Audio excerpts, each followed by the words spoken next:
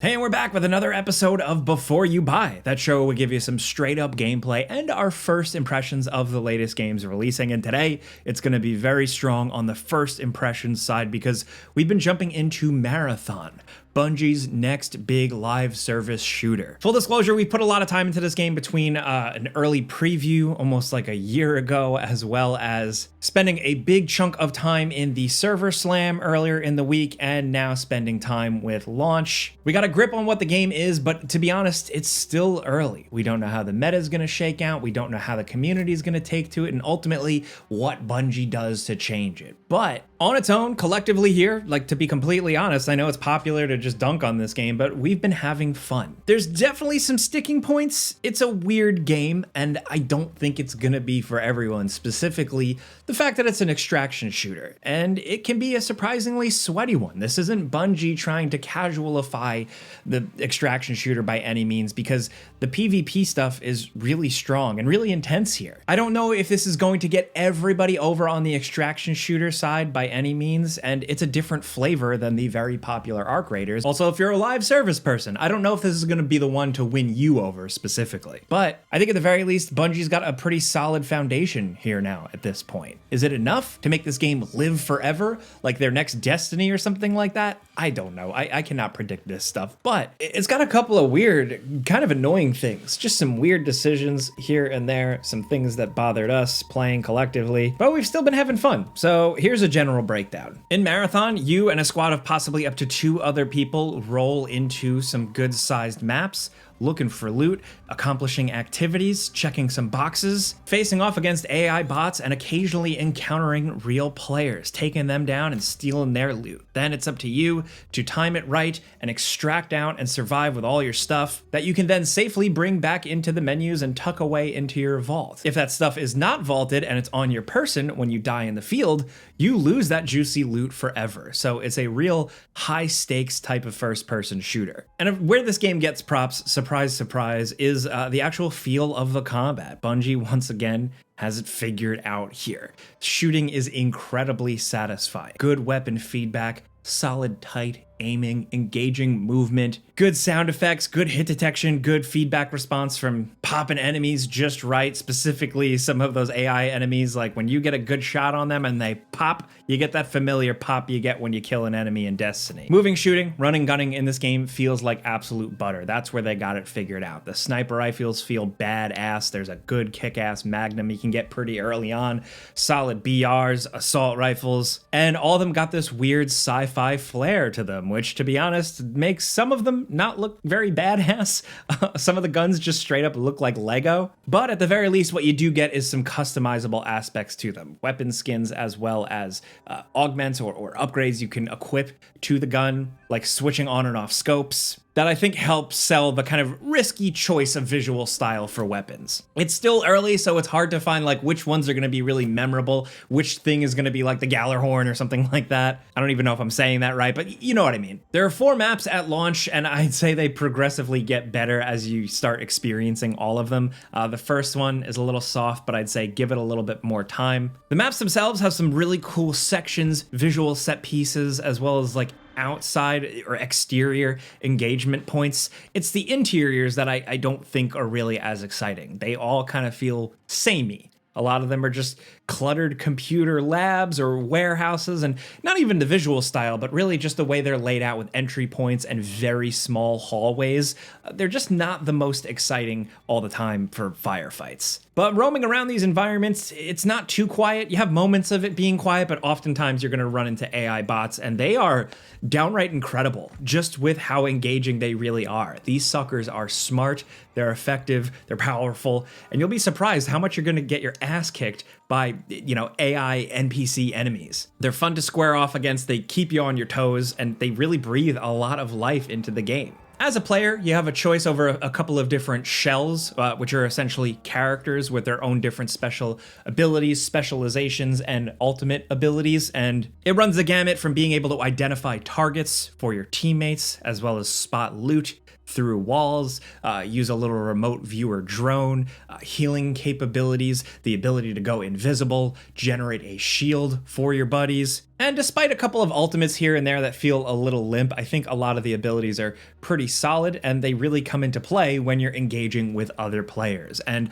I gotta be honest, so far in my first impressions, the PvP stuff has been the most fun. And I'm not always the most competitive, sweaty multiplayer gamer, but I relished anytime we got into a firefight with other players. I don't know what it is. Maybe it's the sightlines, maybe it's the outdoor areas of the maps, combined with the feel of the weapons. It's not always brutally oppressive, and I feel like I have a chance against other players, even though, and I've been very upfront here, like, I suck. I'm not the best competitive shooter. My skills have been fading over time because I play so many other different games, but even when I lose in a firefight against other players, it can be incredibly frustrating, but I was surprised just how much fun I had in these engagements. Maybe it's because I can pop smoke, go invisible, sneak around, generate a shield for my buddies and stand in front of them while they take pot shots at them, coordinating with your friends, using some proximity chat to talk some smack. It's a good amount of fun. And I'd say if like you're a casual Arc Raiders player that was looking at this, it's gonna feel quite different. It's gonna feel a lot more aggressive and hostile right away. I know if you're a higher level player in Arc Raiders,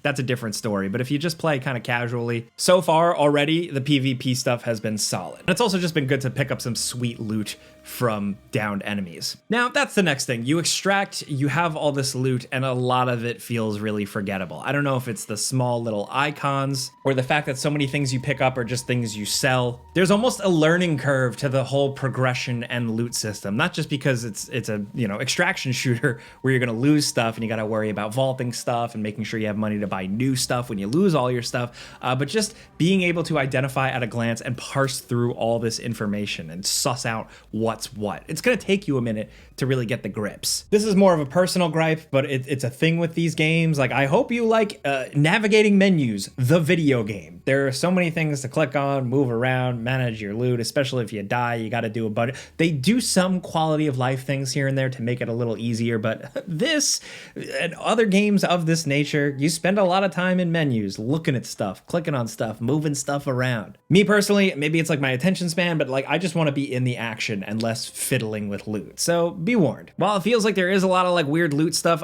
when it's good, it is good. Like I said, attachments for your weapons, upgraded shields for your character, so you can go from feeling like zero to hero with good loot. Like there is a genuine progression, a genuine leap, rolling in with practically nothing compared to rolling in with a ton of loot. That's a good feeling. That's what I look for. And it seems like so far they are getting that here. The visuals and atmosphere, I think, are really cool. It's very subjective. It's going to come down to your personal taste, your personal preferences.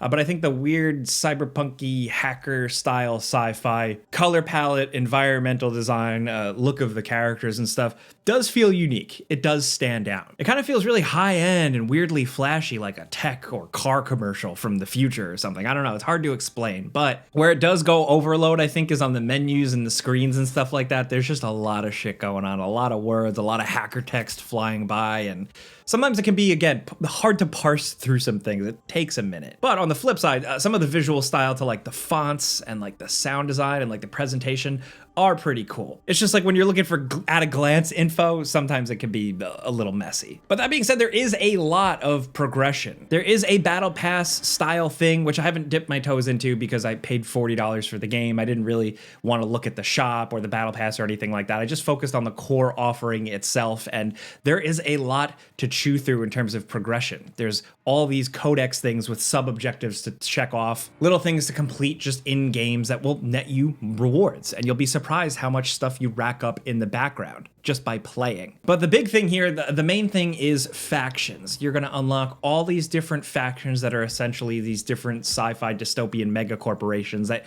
you could take jobs for. You select these faction jobs or contracts, and then when you jump into a map, that can be your focus on accomplishing something and hopefully working with your buddies to do so while navigating through a map and still ultimately hoping to extract and win out. I like this faction system. They all have their own cool cool little unique and identity to them in the menus and the feel. They have their own offerings in terms of, yes, the contracts you take on, but then also the things you're able to purchase from them. The more you do contracts for these different factions, the more you're going to end up being able to purchase, acquire, but also they kind of have their own skill trees that you can buy into to give your character all sorts of things like, you know, less fall damage, faster loot speed. And I'm only scratching the surface. There's quite a bit to go through here, but I like this system of progression. Again, first impressions, like at least so far. The only other thing I would like to see is more engaging stuff you do in game. It's kind of like 50-50 in terms of emergent activities on the maps. Some of them can be some pretty intense, sweaty firefights and moments, but others can kind of just be like, click on this and look for this, and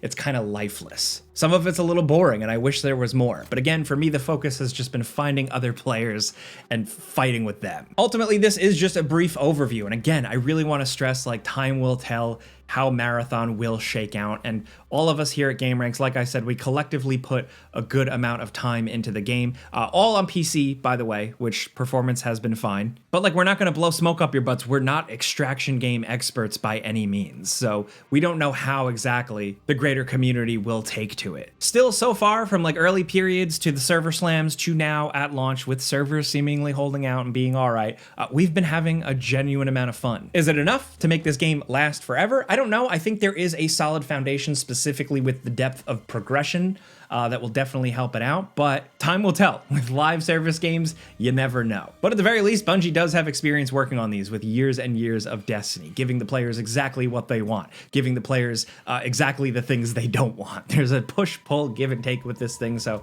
I'm curious to see how this next phase goes. But that's it before you buy. You know how this goes by now. I give you some pros, some cons, and some personal opinion, and now I want to hear yours down in the comments. We're definitely probably going to do a marathon 6 months later, or a marathon 1 year later, something like that. So keep your eyes peeled for that, but I would love to know your first impressions. $40 is steep for some people for this type of game, so be sure to do your own research. Don't just watch our video. There are plenty of people better versed on it, but either way, let us know your experience with it down there. Hopefully just seeing some gameplay helped you out, maybe informed your purchase, whatever. If you like this video, clicking the like button helps us. We appreciate that. And if you're new, consider subscribing, because we put out videos every single day. But as always, thanks for watching, and we'll see you guys next time.